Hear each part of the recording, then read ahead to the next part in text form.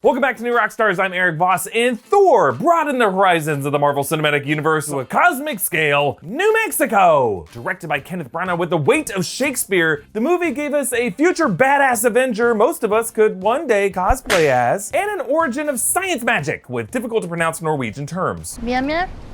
What's Mia Mia? We're gonna keep this Infinity Saga Quarantine Rewatch series going with another scene-by-scene breakdown of all the new details that you might have overlooked from this film, and the deeper reason why Thor is actually a very different film than you might remember. Okay, before I begin, this is more than a Thor story. Thor does grow up a bit, but I wouldn't call his change transformational. He even admits at the end that he's not yet worthy of the coronation that's deferred in the opening. That coronation doesn't come full circle until Thor Ragnarok, once Thor has truly transformed. If you think about it, Thor actually played a similar role in Avengers Infinity War, beginning as a drifting exile, smacking up on a windshield, completing a similar trial to regain his mighty weapon, and the kill shots of Thor versus the Destroyer and Thor versus Thanos have matching framing. But Infinity War was not Thor's movie either. Thanos was the protagonist of Infinity War. Now, Thor fought hard to stop him, but his aim sucked and Thanos prevailed.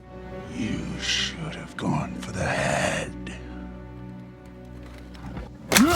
And Thanos' leading role in that chapter began after he snatched the secret hero role from Loki. So as we rewatch Thor, I will be making the argument that Loki is this movie's secret hero. The opening shot of the film is a starry desert sky. Now, Kenneth Branagh revealed that the original prologue was going to be the cosmic Hubble telescope inspired imagery of the 9 realms that rolled during the credits. The idea was that this Marvel film would be the first to bring the mysteries of the cosmos into this world. We then flash back to 965 AD in Tonsberg, Norway, a setting revisited in Captain America: The First Avenger, and the future home of New Asgard in Avengers Endgame. War rages between the Asgardians, led by Odin, and the frost giants of Jotunheim, led by Loki. Now, this is all based on Marvel Comics, which took its Thor lore from actual Norse mythology. Odin rules over the Norse gods, and in Marvel Comics, he is one of the most powerful figures. Odin loses an eye in this war. In Norse legend, he actually gave up his eye to obtain cosmic wisdom, but it's the same eye that Thor will lose when he finally steps up to embrace the Odin Force in Ragnarok. This narrated story is being told by Odin to his 2 sons, Thor and Loki,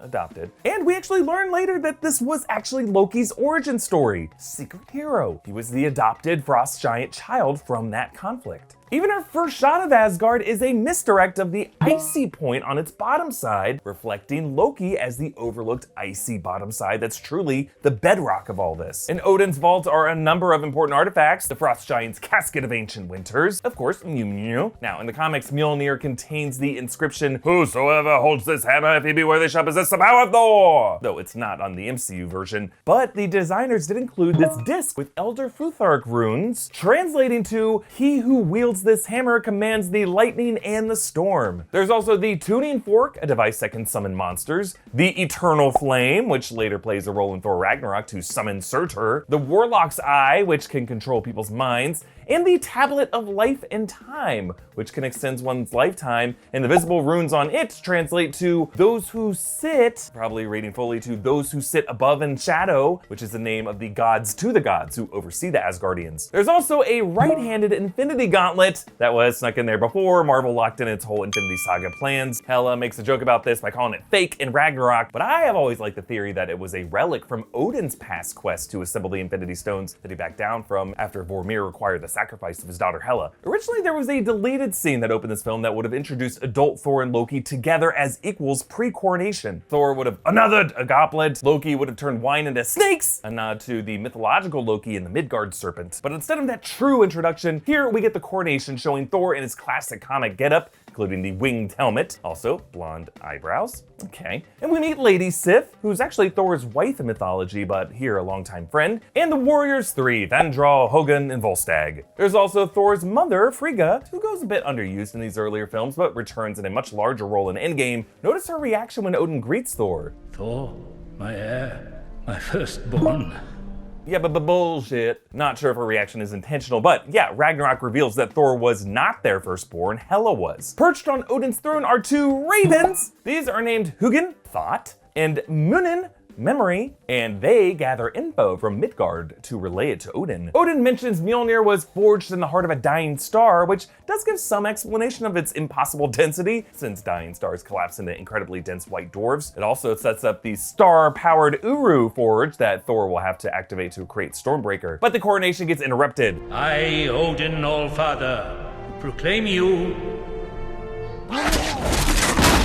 Frost Giants. A hilarious accident, but also a fateful one, foreshadowing how the next person to take this throne of Asgard will be the Frost Giant descendant Loki, secret hero. Odin releases the Destroyer to fend them off. Now in the comics, the Destroyer is an enchanted suit of Asgardian armor. Later comics, Thor actually dons the arm of the Destroyer. Loki manipulates Thor into vengeance on Jotunheim, and they head down the Bifrost Bridge to Heimdall. Now, Kevin Feige said that this bridge was actually one of the trickier sets to design, since classically the Bifrost is just a rainbow connecting Asgard to Earth. They ended up deciding on a solid quartz bridge that catches the light flowing through it in a way that splits into a rainbow spectrum. And that bridge ends in Heimdall's observatory launch pad, based on the Himmelbjörg, which is Heimdall's mythological home. And notice how Heimdall greets Loki here. You're not dressed warmly enough. More evidence of Loki's frost giant past. He doesn't need to dress warmly because he's going back to his homeland. And then Heimdall says, Never has an enemy slipped my watch until this day.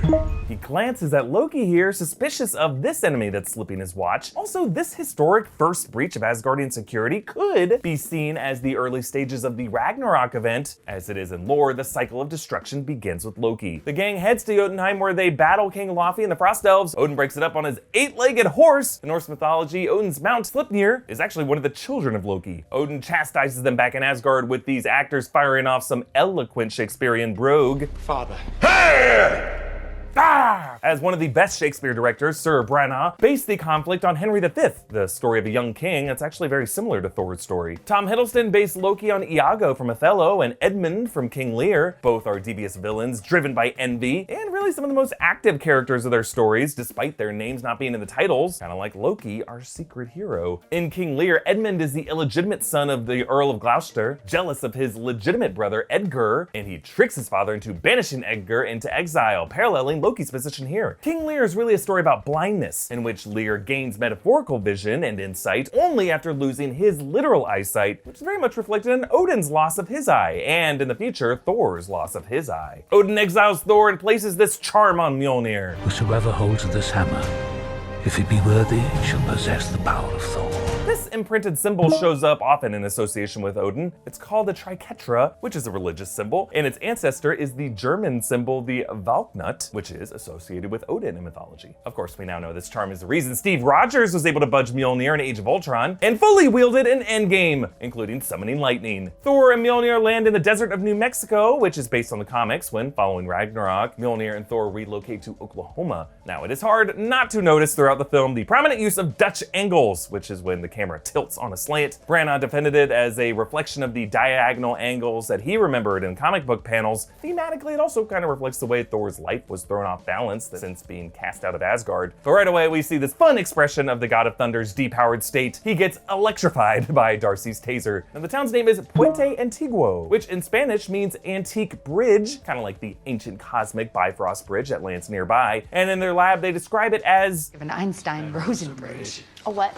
An Einstein-Rosen bridge is a theoretical connection between two different points of space. It's a wormhole. Bruce Banner will actually use a similar explanation in Ragnarok for the Devil's Anus. That looks like a collapsing neutron star inside of an Einstein-Rosen bridge. Actually, later, Selvig will mention Banner as a colleague, though not by name. I knew the scientist, the pioneer in gamma radiation. There's actually a deleted take where Selvig also references Hank Pym, a pioneer of shrinky-dinks. Meanwhile, Mjolnir's crater has become a site for locals trying to pry it up, like the Legend of King Arthur and the Sword of the Stone. The first guy in the red truck is a cameo by Michael Straczynski, writer of Thor comics. Another big-time comics writer, Walt Simonson, later cameos in The Closing Feast. And of course, we remember the guy who rips the bed off his truck. Cameo by Stan Lee. Later in the diner scene, you can see Stan's broken truck driving by outside. Jane gives Thor a shirt of an ex-boyfriend named Donald Blake, the fake alias that Thor will use in this movie. Donald Blake is the name of Thor's alter ego in the comics, which he used while incognito. Since the ad-libbed "I am Iron Man" line, the MCU has really avoided secret identities for the most part. While Thor spends the second act eating and drinking, the real action is back on Asgard, where Loki learns his frost giant past. Odin confesses that his hope was that a king with combined frost giant and Asgardian roots could unite the two realms and bring about peace, which, if you think about it, makes Loki's ambition to the throne a fairly worthy one. Thor gets his sustenance. Another!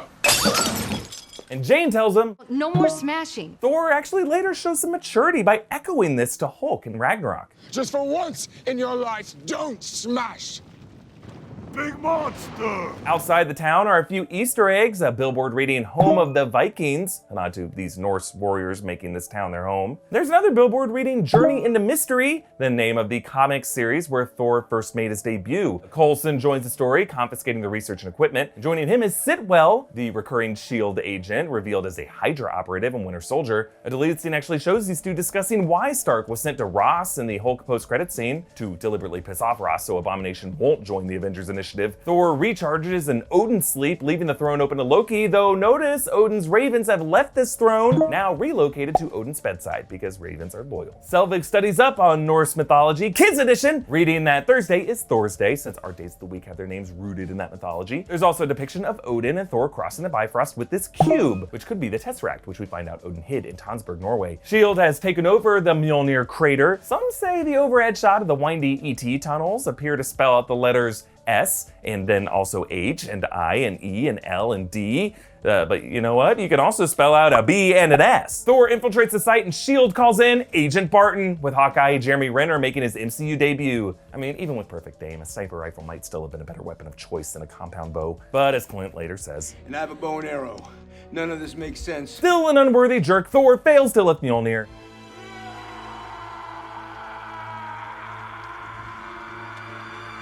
And this square sight is reflected in Heimdall's eye, showing how Thor's failure is known.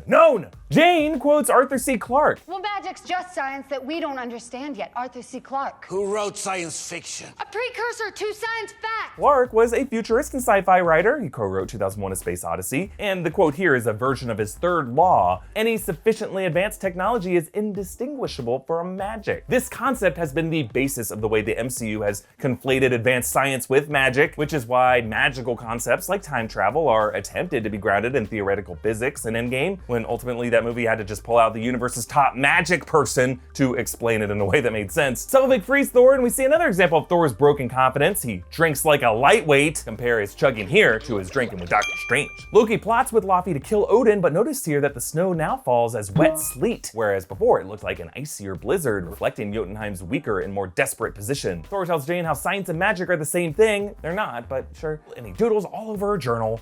Your world is one of the 9 realms of the cosmos, linked to each other by the branches of Yggdrasil, the world's tree. This is all based on the Yggdrasil world's tree of Norse mythology, and by now in the MCU we actually have seen most of the 9 realms. Asgard, of course. Midgard is Earth, the current home of New Asgard. Jotunheim, the home of the Frost Giants. Svartalfheim, the home of Malekith and the Dark Elves. We see them in the Dark World. Vanaheim, home to the Vanir, also seen in Dark World. Nidavellir, home of the dwarves like Eitri and the Runes of Witch, seen in Infinity War. Niflheim, where Hela came from in Ragnarok. Muspelheim, home to the fire demons like Surtur in Ragnarok. And Alfheim, home to Alf, actually the Light Elves, the one realm we have yet to see. Lady Sif and the Warriors 3 head to Earth, and Loki sends a destroyer. Is that one of Stark's? I don't know. Tony Stark actually does acquire the Destroyer armor from Asgard in the Fear Itself comics. As Thor battles the Destroyer, Arturo's food and pharmacy can be seen, probably a nod to the King Arthur Sword from the Stone move that Thor finally pulls here. And after smashing the Destroyer, actually going for the head this time, Thor afterwards calls Coulson Son of Cole, going by his Asgardian naming system since he's Odin's son of Odin. Loki betrays Laufey to win Odin and Frigga's trust, and he uses the Bifrost to smash through Jotunheim. During our Discord watch-along, our good good friend Curvy Squares shared the theory that Loki's real goal might have been to extend this bridge to Thanos on the other side of Jotunheim. I like this idea because Thanos would then get access to Odin's vault, and it suggests Loki might have been plotting his alliance with Thanos even earlier than we thought. You can join future Discord watch-alongs by becoming a patron at patreon.com/newrockstars. The two brothers fight. Loki deceives Thor with some misdirection, the same kind of switcheroo that Mysterio will try on Spider-Man in their bridge battle in Far From Home. Thor smashes the bridge, and while this seems like a major sacrificial severance by the hero, the movie's secret hero severs a link that can never be repaired. Loki lets go of Odin's scepter, releasing from the family succession that has been chaining him down. He sets himself free. Now we learn later that Loki ends up with a Chitauri, who, thanks to Thanos, give the secret hero an even mightier scepter. In the post-credits scene, Nick Fury brings Selvig into Project Pegasus to study the Tesseract, the major MacGuffin of the next two films, and later revealed to contain the Space Stone. Actually, there's a deleted scene that showed Selvig with S.H.I.E.L.D. mentioning the SWORD database. We cross-reference them with the SWORD database, setting up the existence of S.H.I.E.L.D.'s orbital offshoot, SWORD, in the MCU way earlier. But Loki appears in the reflection with Selvig here, appearing to control him. Later, we learn that the power of the Tesseract drove Loki's mind into madness, and here he may be using this link to project himself to Selvig. I just love that the final image is a smile from the true victor of this film,